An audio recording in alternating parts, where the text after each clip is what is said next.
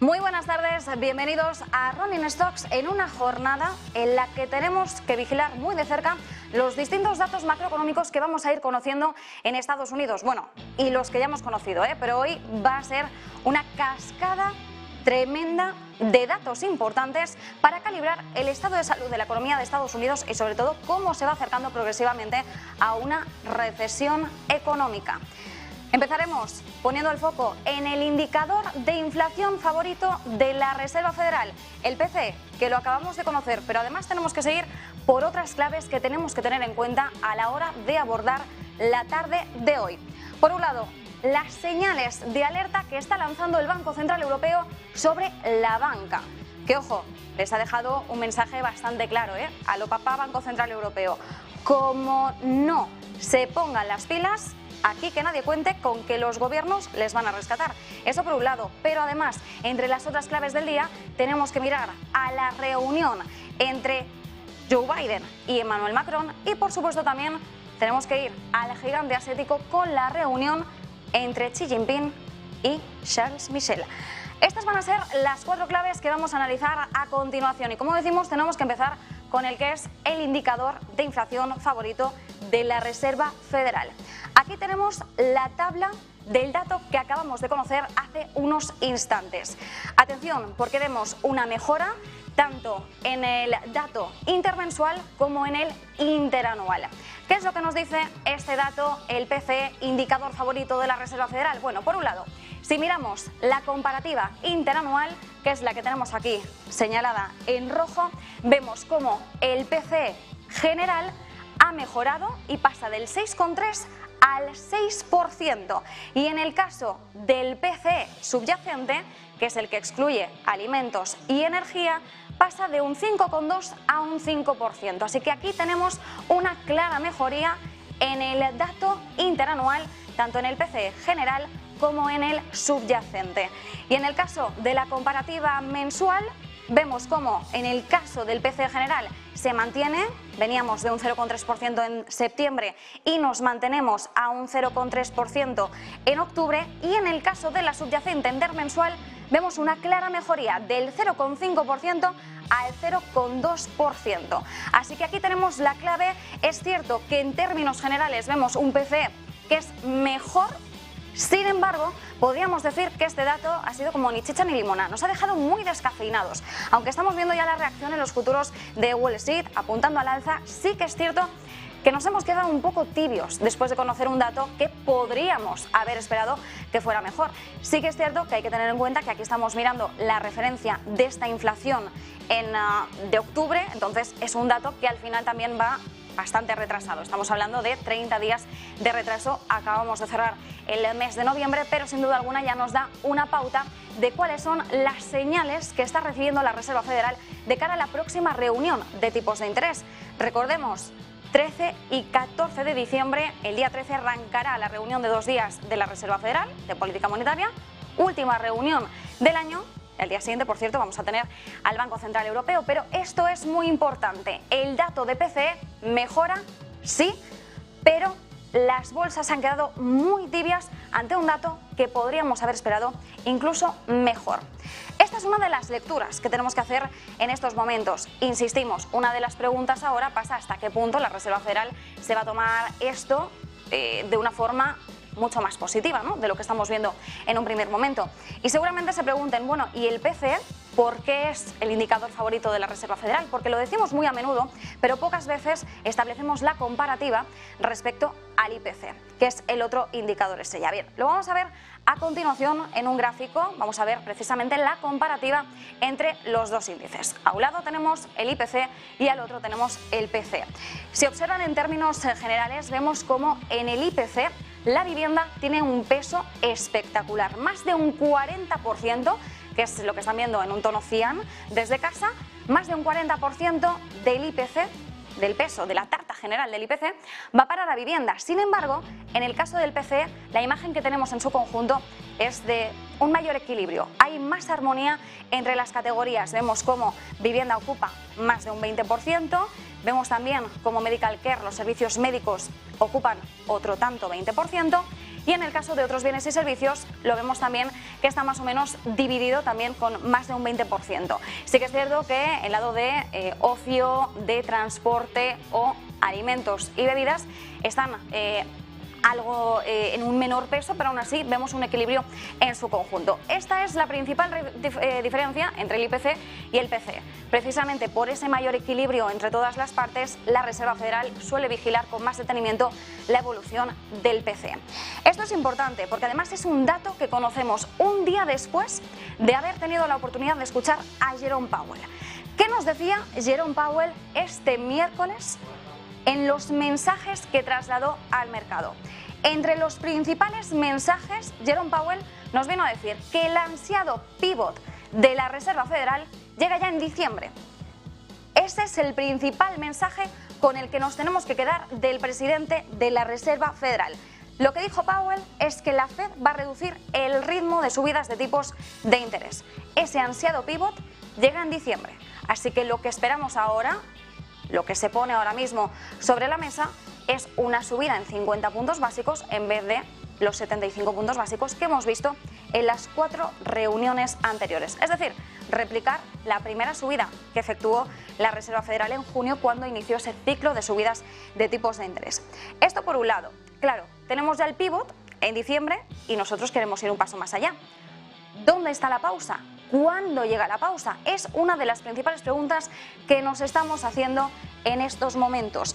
Powell insistió este miércoles en que los costes de los préstamos tienen que seguir incrementándose y que la Reserva Federal debe permanecer en esa política restrictiva durante algún tiempo más para conseguir controlar la inflación. Así que lo que esperamos por el momento es más subidas los próximos meses, en las próximas reuniones, eso sí, probablemente de una forma más gradual, en una magnitud algo menor de lo que hemos estado viendo. Así que por el momento las palomas empiezan a ganar más peso en el consenso de la Reserva Federal. Y este es el dato importante. A continuación también teníamos un dato relevante el miércoles, justo después de que hablara Jerome Powell. Bueno, podríamos decir que casi hubo una contraprogramación, y era el libro beige de la Fed, que entre otras cosas nos comienza a dar señales evidentes ya de una desaceleración en la economía estadounidense. Desaceleración que veremos hasta qué punto podemos constatar esta tarde, que tenemos el PMI manufacturero de Standard & Poor's. Ojo, este PMI ya lo hemos visto por debajo de los 50 puntos, es decir, ya nos ha indicado una contracción, pero lo importante va a ser la lectura del ISM manufacturero. ¿Por qué? Pues porque el ISM no lo hemos visto todavía por debajo de los 50, así que si obtenemos un dato por debajo de 50, esto nos estaría ya diciendo, lanzando una señal clara de contracción en la economía estadounidense. ¿Qué más nos dijo el libro beige de la Fed? Bueno, como decimos, desaceleración en la economía estadounidense, empieza a registrar ya un ligero crecimiento, mientras que la inflación persiste y las subidas de tipos de interés empañan el panorama económico de las empresas. Este es el principal mensaje del primer punto, de la primera clave que tenemos que tener en cuenta esta tarde. PCE, indicador favorito de inflación de la Reserva Federal, y los mensajes de Jerome Powell, que hoy estamos en plena resaca de todos esos mensajes que nos fue lanzando el presidente de la Reserva Federal. Punto número 2. Saltamos a este lado del charco. Banco Central Europeo. ¿Cuáles son los últimos mensajes que nos está dando? Ojo, los últimos mensajes se los está lanzando a los bancos europeos. Quien se ha puesto fino hoy, podríamos decir, es Andrea Enria, uno de los miembros del Banco Central Europeo. Se ha puesto en modo papá y les ha echado la bronca a los bancos europeos. ¿Qué es lo que les ha estado diciendo? Porque menuda la bronca que les ha echado. En pocas palabras, les dice a los bancos europeos que espabilen, que miren la realidad económica y que miren hacia dónde estamos yendo. Importante. Uno de sus miembros, como decimos, Andrea Enria, asegura que los bancos de la eurozona en estos momentos se enfrentan a un deterioro en la calidad de sus activos, pero que a pesar de ello, muchos bancos están pasando olímpicamente de este entorno incierto que se dibuja, que están haciendo como si nada y que están trabajando bajo unos supuestos demasiado optimistas. Ojo, aquí tenemos que hacer una breve pausa, porque ¿quién es el Banco Central Europeo para decir o juzgar un escenario demasiado optimista? Porque recordemos que el escenario central del Banco Central Europeo respecto al año que viene sigue siendo de recesión suave y corta, cuando todavía hay muchas voces que ponen en duda que Europa consiga esquivar una recesión profunda, teniendo en cuenta el shock de la crisis energética. Bueno, veremos qué es lo que ocurre, pero dice Andrea Enria, en pocas palabras, que los bancos están trabajando bajo unas expectativas demasiado optimistas, es decir, que les está pidiendo a los bancos que sean más conservadores y que actúen con una mayor cautela. Apunta a riesgos subyacentes que pueden deteriorar la calidad de los activos en los próximos meses. Dice Enria que está aumentando la morosidad en los préstamos al consumo y también la morosidad anticipada, tanto en hogares como en empresas. Dice que los bancos tienen que ser los responsables de monitorizar la situación, cómo están afectando los tipos de interés al valor económico de su patrimonio neto, tanto a medio como en el largo plazo.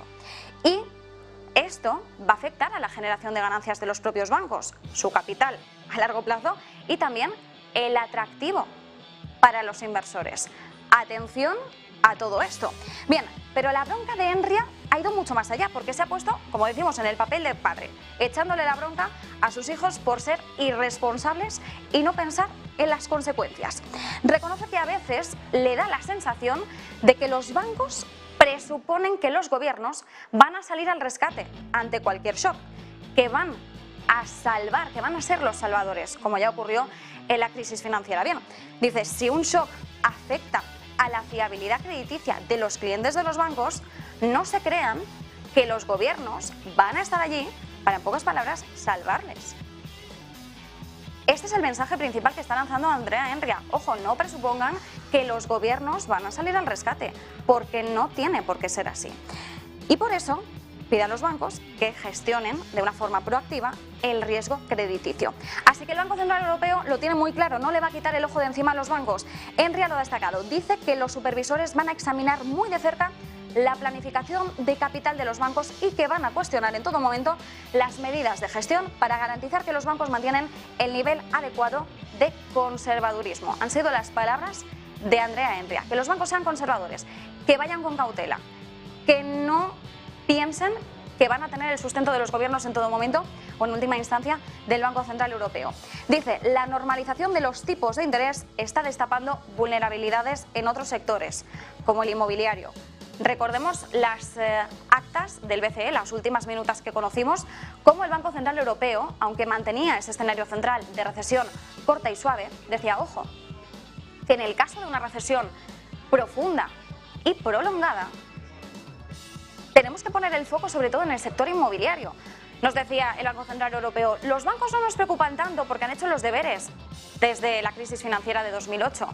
Pero atención, porque aquí la tortilla se puede dar la vuelta en cualquier momento y si los bancos no hacen sus deberes y no empiezan a ser un poquito más cautos, quizás el Banco Central Europeo tenga que cambiar el enfoque y empezar también a vigilar su situación detenidamente. Esta es la segunda clave. Pero luego tenemos que ir un poquito más allá y ahora ya nos centramos un poco en la parte de geopolítica. Esta tarde, a final de programa, vamos a tener la ocasión de escuchar a Emmanuel Macron y a Joe Biden, que van a comparecer después de esa visita, de ese viaje que ha realizado Macron al presidente estadounidense. Bueno, hoy tienen una cita muy especial, una cena. No sabemos hasta qué punto a la luz de las velas. Muy íntima no va a ser, porque hay unos 300-400 invitados aproximadamente. Pero esta noche Joe Biden y Emmanuel Macron cenan juntos. Les podemos decir incluso el menú, porque desde la propia Casa Blanca nos lo han dicho, langosta, caviar y un queso de Oregón que es nombrado el mejor queso o uno de los mejores quesos del mundo. Nosotros no sabemos hasta qué punto a Emmanuel Macron le va a hacer gracia eso de que los estadounidenses, siendo Macron francés, se cuelguen la medallita de tener uno de los mejores quesos del mundo. Pero esta es la cena que además va a acompañar música en directo porque va a estar uno de los músicos más galardonados de Estados Unidos, Jon Batiste, tocando en directo para ellos. Bien, no sabemos hasta qué punto Macron se va a quejar del queso, pero sí que es cierto que el presidente francés ha acudido a Estados Unidos con algunas quejas bajo el brazo y ha dejado entrever algunos de los principales puntos de inflexión. Recordemos, ¿cuáles son las cosas que molestan a Macron en estos momentos? Bueno, por un lado está molesto, al igual que otros países europeos, por la ley de reducción de la inflación de Joe Biden. Según Europa en su conjunto, esta ley subsidia injustamente la producción de coches de las propias empresas estadounidenses y deja en una clara desventaja competitiva a los coches, a la industria automotriz europea. Bien, además Francia está enfadada por otro frente, y es que está resentida por un acuerdo sorpresa entre Estados Unidos y Reino Unido con Australia para construir submarinos nucleares que frustró en su momento los planes de Francia de vender submarinos diésel en Canberra. Estos son algunos de los principales puntos de fricción. Macron acaba de decir esta última hora que tanto la industria de chips como la ley de reducción de inflación no están debidamente coordinadas entre Estados Unidos y Europa. Importante tener esto en cuenta porque, como decimos, pueden ser las principales líneas de fricción entre Estados Unidos y el viejo continente. Si la ley estadounidense sigue adelante, atención a las cifras, Francia podría traer 10.000 millones de euros menos de inversión y crear 10.000 puestos de trabajo menos. Estas son las estimaciones iniciales del gobierno francés. Aquí tenemos que citar, por supuesto, automovilísticas como Renault, Stellantis, que no exportan automóviles a Estados Unidos, pero sí tienen unas disposiciones de crédito fiscal que podrían perjudicar a los proveedores franceses de componentes. Luego tenemos que citar también, evidentemente, Alemania, una de las principales afectadas por ese frente, con BMW, con Mercedes-Benz. Esta es una de las cuestiones en estos momentos, como decimos, de fricción entre Estados Unidos y Europa. Hay pocas esperanzas, sin embargo, y esto lo dicen los propios funcionarios franceses, de que Estados Unidos disipe estas preocupaciones de Francia y de Europa hoy mismo, en este viaje. No se espera que realmente se alcance un acuerdo sustancial que guste a Europa. Es poco probable que se modifique esta ley que ha generado, como decimos, tantas críticas. La Unión Europea insiste en que viola las normas de no discriminación y subsidios de la Organización Mundial del Comercio y está sopesando una respuesta. Hemos visto cómo Europa y Estados Unidos están trabajando conjuntamente para llegar a un acuerdo, pero por el momento las conversaciones no están gustando a Europa, no están avanzando como espera. Y está pensando en llevar una queja contra Estados Unidos a la OMC o la creación de un programa aparte de la Unión Europea para impulsar sus propias empresas nacionales, es decir, un ojo por ojo. Si Estados Unidos hace esto, nosotros lo vamos a replicar en nuestro territorio. Macron, de hecho, ha presionado mucho tiempo hacia ese sentido, hacia ese camino, por la llamada Ley de Compra Europea, que favorecería, como decimos, a los fabricantes europeos en materia de subsidios y también de ofertas públicas de adquisición. Pero esta idea siempre ha chocado con los intereses de otros países. Hay países temerosos de que esto pueda escalar hacia una guerra comercial, no solo contra Estados Unidos, sino contra otros países socios de Europa.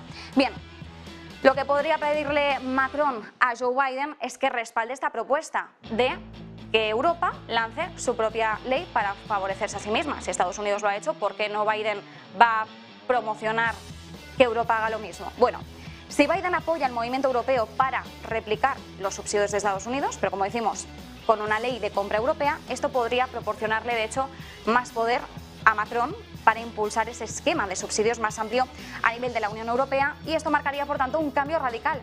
Es importante en las discusiones a nivel de la Unión Europea. Este es uno de los terceros puntos del día, tercera clave que tenemos que tener en cuenta esta tarde. La cuarta clave, que además vamos a profundizar más en ella a lo largo de los próximos minutos, la visita de Charles Michel a China, el encuentro entre Charles Michel y Xi Jinping. Una de las preguntas que nos estamos haciendo en estos momentos es ¿por qué ha ido Charles Michel? ¿Por qué ha ido al encuentro con Xi Jinping? ¿Por qué no lo ha hecho, por ejemplo, Ursula von der Leyen? ¿Cuáles son o por dónde pasan ahora los principales intereses de Europa para abordar conversaciones con Xi Jinping? Que además hemos visto como Charles Michel, una de las declaraciones que ha hecho son respecto a la política de una sola China, diciendo que Europa respalda esa política y, por tanto, al hacer eso, ha detonado el hecho de que si Europa respalda a China bajo esa política, está indicando que Taiwán es una isla rebelde, que es la disidente en todo esto. Entonces, aquí las líneas de fricción también son importantes porque Europa tiene que andarse con mucho ojo y tener que actuar con mucho equilibrio a la hora de posicionarse. La posición de Estados Unidos la conocemos, no apoya la visión de una sola China, conocemos también los intereses de Estados Unidos en Taiwán y conocemos perfectamente el tira y afloja entre Estados Unidos y China respecto a la isla rebelde, llamémosla así. Pero Europa tiene que andarse con ojo. Por un lado, no le conviene desatar la furia de Estados Unidos en ese sentido, pero por otro lado, tiene que encontrar el equilibrio perfecto para tampoco desatar la furia de China.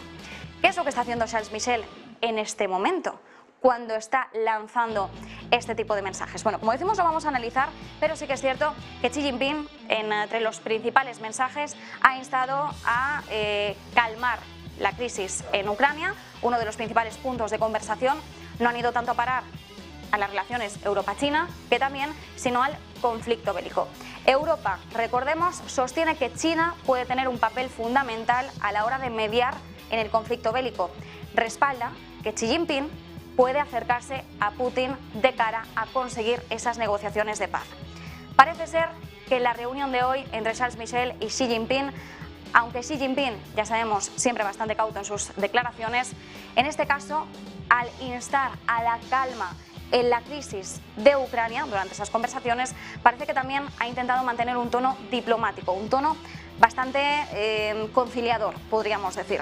Ha pedido esfuerzos en ese conflicto durante estas conversaciones para abordar uno de los mayores puntos de fricción ahora mismo como Bruselas, y es que resolver la crisis de Ucrania al final es importante para el viejo continente, por la cuestión del shock energético, por supuesto, pero también de cara a sus reuniones, relaciones bilaterales con otras grandes potencias, como es el caso de China, como es el caso de India, por ejemplo, tradicionales aliados de Rusia. Y aquí hay que vigilar, como decimos, y mantener mucho el equilibrio.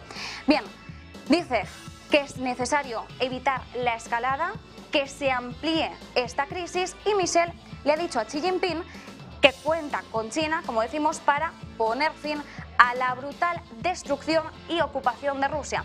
Pero aquí ya no tanto ponemos el foco sobre estos mensajes, sino sobre todo sobre el papel de Charles Michel.